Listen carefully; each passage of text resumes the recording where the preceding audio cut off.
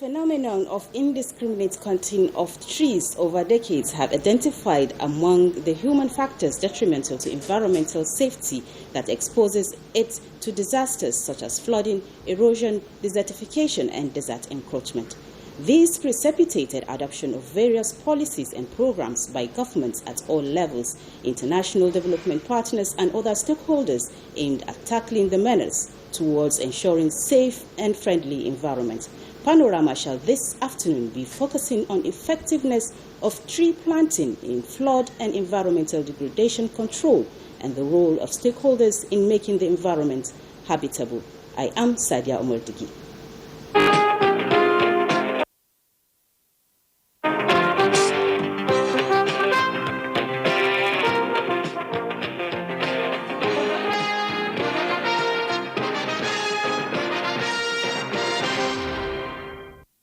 The Minister of Marine and Blue Economy, Adegboyega Ayetola, has urged the newly inaugurated Governing Council of the Maritime Academy of Nigeria to positively contribute to the growth and development of the academy, which he described as premier institution.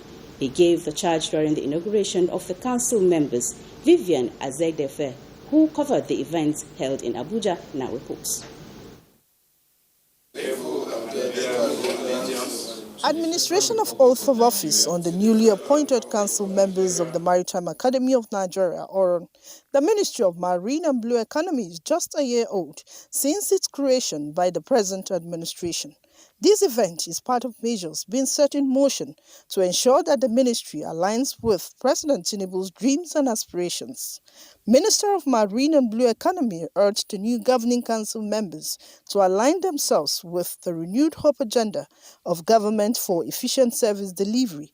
It's essential that there is a strong and seamless synergy between the governing board and the academy's management staff.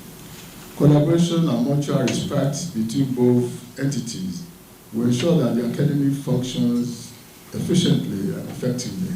We want to make sure that Maritime Academy is a notable name in the world, not just in Nigeria, but in the maritime industry all over the world. People must know Maritime Academy because we are going to build the capacity even of the school to train more manpower, and we want to work, like I said, even on innovation.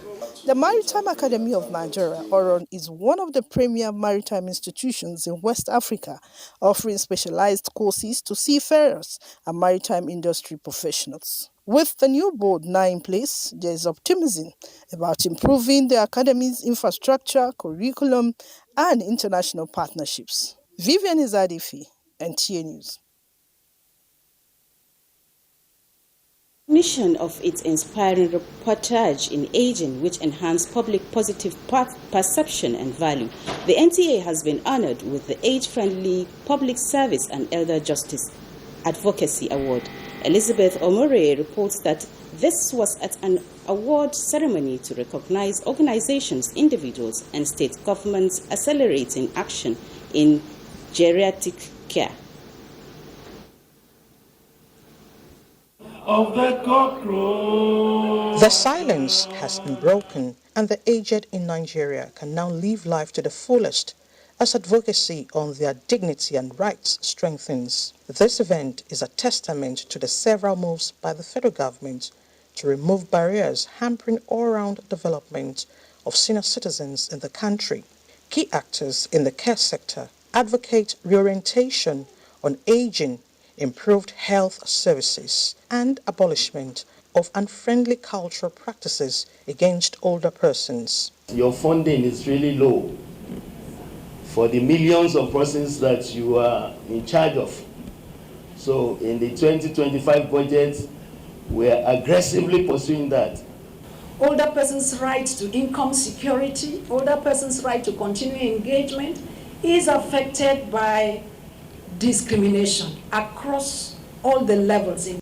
The NTA, royal foundations, institutions, non-governmental organizations, and state governments are part of those recognized for their commitment to promote social investments in aging for longevity.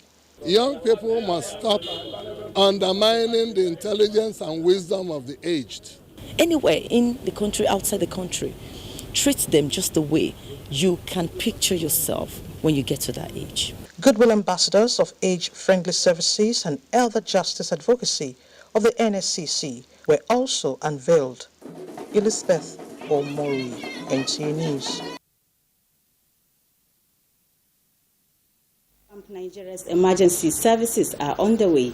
The National Emergency Medical Treatment Committee and Rural Emergency Services and Maternal Transport are meeting in Abuja to tackle bottlenecks in incident response. Central to their goal is on reducing the nation's alarming maternal and child mortality rate.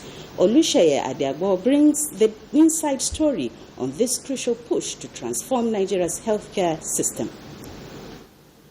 Nigeria ranks third highest in maternal mortality worldwide, according to UNFPA. Complications from pregnancy and labor remain the leading cause, despite ongoing challenges in pre-hospital and healthcare delivery. The country's health system leaders have been addressing these issues. There is lack of awareness in our communities about the presence of this service, even about the existence of an emergency toll-free number that anybody can call, 112. Also, we have not yet reached all of the states in the country. Engage these challenges and see that we build a very strong and resilient national emergency medical treatment system through the NIMSAS to see that every life is saved.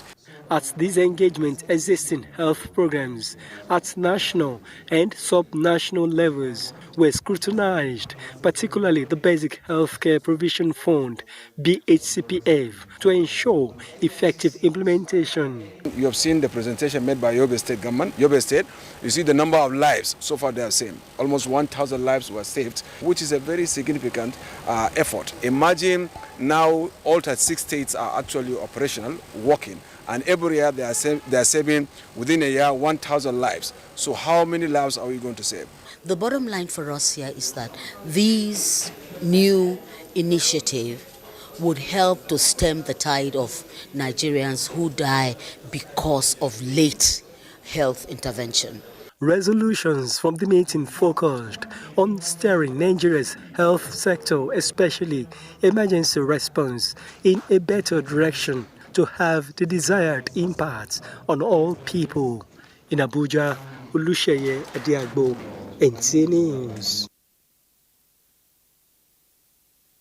Consultative Forum has donated 20 million naira to the victims of flood disaster in Maiduguri and environs. Chairman Board of Trustee Bashir Al-Hatu made the presentation to Governor Babagana Umar Zulum at the Government House, Maiduguri, on behalf of the forum. Our consultative forum joined other well-spirited individuals and organizations across the country to sympathize with the government and people of Borno State over the tragic flood disaster that claimed lives and property within Maiduguri and Jere local government areas. Chairman Board of Trustees Bashir Dalhatu, who led the delegation, noted the devastation suffered and prayed Allah to forgive the deceased and comfort those who lost their property and loved ones. So it's only fair for us to come and express how sincerely sorry the Area Consultative Forum is.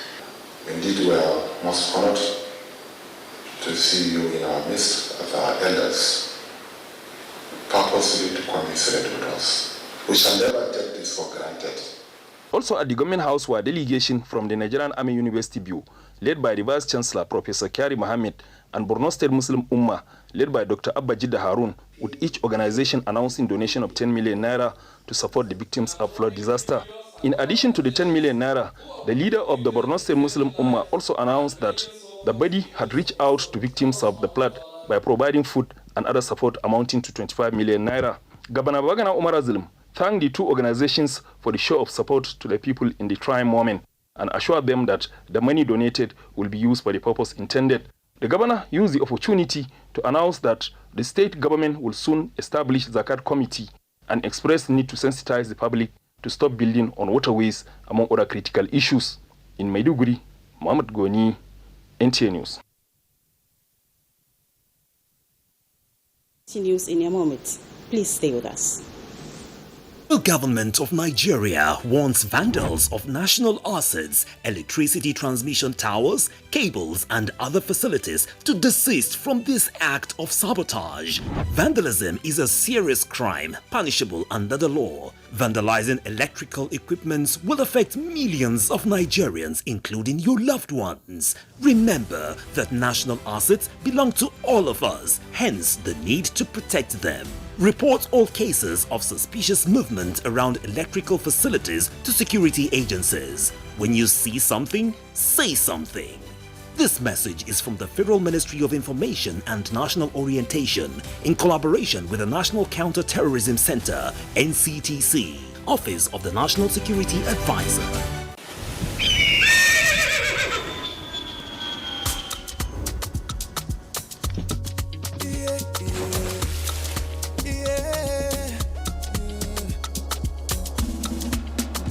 From the Atlantic across the savannah to the Sahara, we rise, a land of the free, we know they tire. We dream great, our spirit is undying. Resilient, rooted like palm tree, we sway in colors, with undying demand. We make solutions, we ignite passion, yeah. Each ethnicity is unique, we are more than just a nation. We are Nigeria, we are Nigeria, strengthening unity, we know they carry lives. We are Nigeria, we are Nigeria, together live the dream of a land with great destiny. We are Nigeria. I am the real Nigerian. Brought to you by the National Orientation Agency, NOA.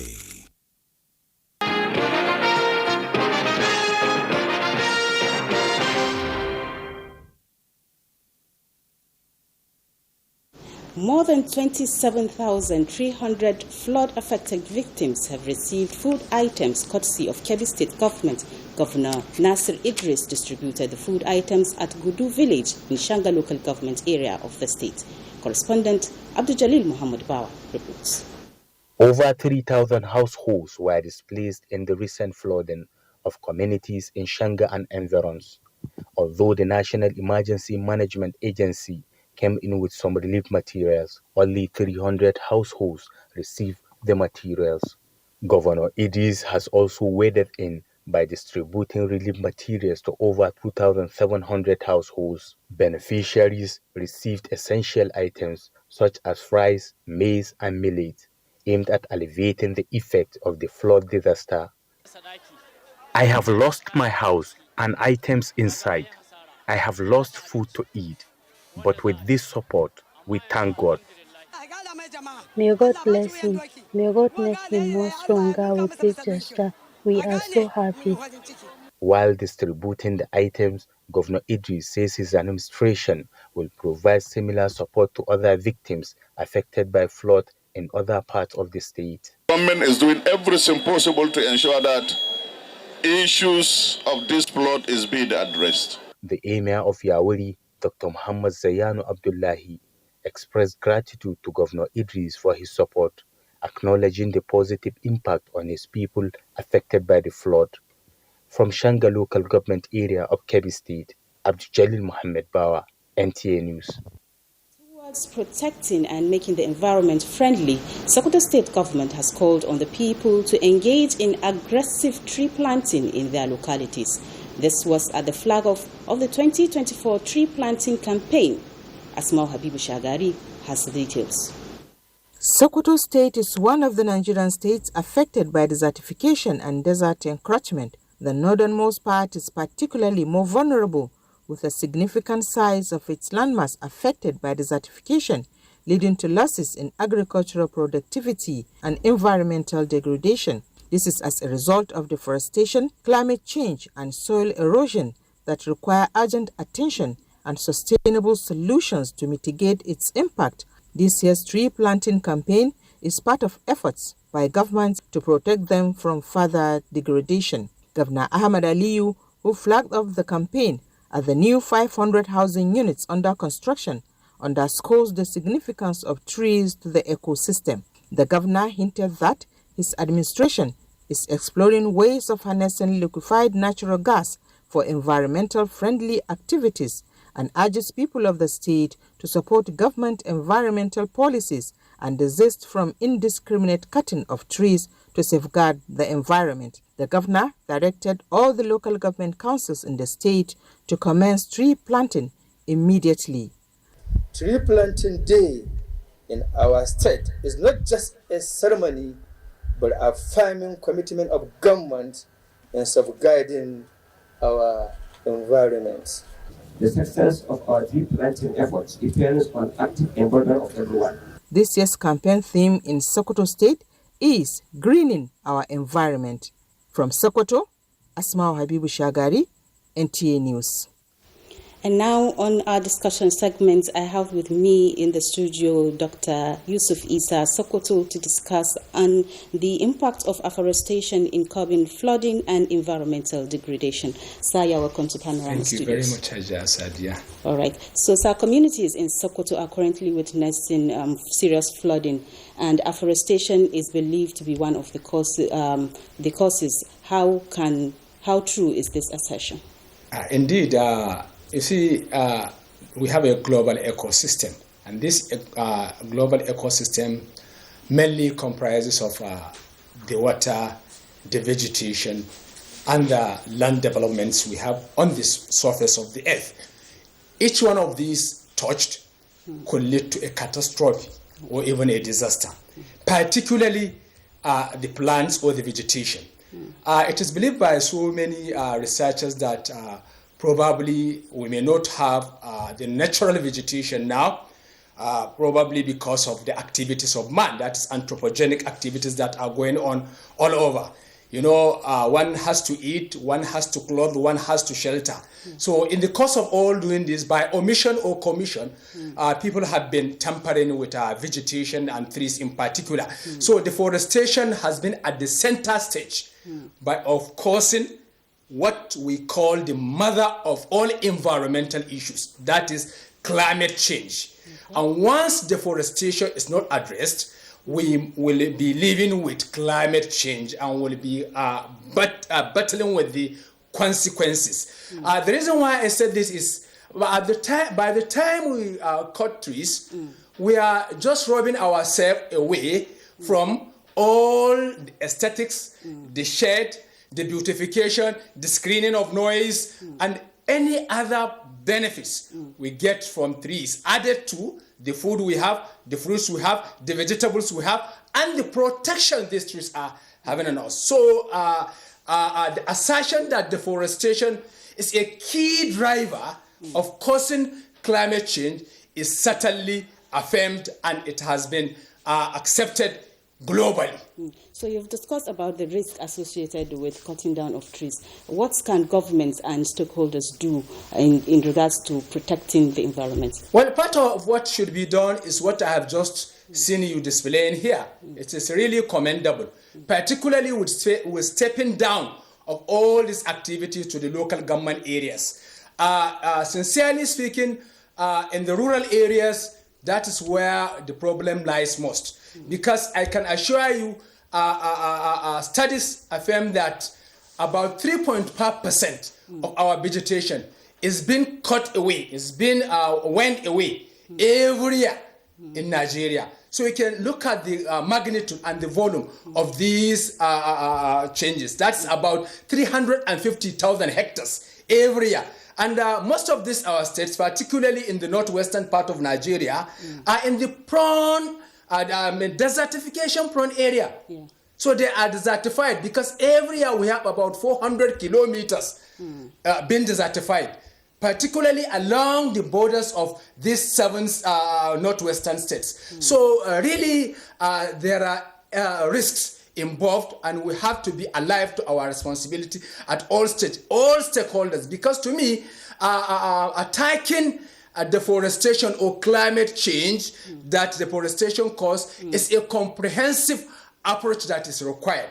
Everyone has to be involved. I always said it in Hausa, kashin mahaukacin kare sai an taru. That's how it is. Everybody has to have a step. Everybody has to attack it from different angles so that we can see to the end of this menace. Otherwise, all these ravaging issues of flooding, desertification, erosion, and what, they are all interwoven and they are all intertwined and they are all having one nexus to another. They are linked. You cannot separate erosion, being it air, or being it land, or being it soil, from what is happening to pollution, because it's all caused by this deforestation. So what is the challenge of these efforts made by previous governments and stakeholders with regards to deforestation and tree planting and shelter belts? Well, to me, the challenges could be from coordination and monitoring. Okay. Because what matters is sustainability. Okay. We have seen so many afforestation programs going on year in, year out. But how do we sustain it? Other climes do sustain it. And that is why we are seeing a lot of changes. Tree cannot grow on its own. It has life. It needs to be taken care of. We need to maintain it. We need to sustain it. And then we will be able to get what we desire from it. All right, Dr. Issa, we have to cut it short here because time has not been in our favor. Thank you very much for coming on Panorama this afternoon. Thank you. All right, moving on. Nigerian football stakeholders converge on Asaba, Delta State, for crucial matters as the nation prepares to host deaf athletes for 7 African countries. Olumide Oguntola brings details of these and other trending stories on Sports Update. Authorities in Nigerian football circle at the national and state levels, including stakeholders associations, are in Asaba, Delta State for this year's annual General Assembly of the Nigerian Football Federation. The largest convergence of football stakeholders in Nigeria will, among other things, formulate new policies, rules and regulations that will develop the game of football in Nigeria. Still on football matters, Super Eagles handler Coach Augustine Igwevoin has promised to put smiles on the faces of Nigerians when the Super Eagles take on their counterpart from Libya in match day 3 and 4 of the 2025 AFCON qualifiers. The coach admits that the match will be tough, but is confident that the 3-time African champions will fly past the North Africans. From the continental scene, the Confederation of African Football (CAF) has confirmed the port for the upcoming Confederations Cup draws. According to reports released by CAF, Enyimba and Chara of Senegal are the only teams in Port 3. The draws will take place on the 7th of October 2024. In Port 1, Azamalek SC, RS Bakini, Simba SC, USM Orgia is in Port 2 alongside ASEC Mimosa, among others in Port 4. In another news, Nigeria will host 7 other African countries at the 12th edition of West African Deaf Sports Union Games, slated for the 10th to 19th October at the National Stadium Surulere and Mobolaji Johnson Sports Stadium. Nigeria will face Togo, Ghana, Cote d'Ivoire, Guinea, among other countries in football and athletics. Nigeria can make it in West Africa Deaf Football Championship. That is why we brought the competition to Lagos in Nigeria. And we are very sure that we have prepared before. They are decided to make sure that we win this cup again. Ranked 10th in the world, the Deaf Eagles have won the football title 4 times, with preparations to win the title again. With Sports Update, Olumide Eguntola, NTA News. And that is it on Panorama this afternoon from Sokoto Network Center. Thank you for making us a part of your day. Good afternoon. Making us a part of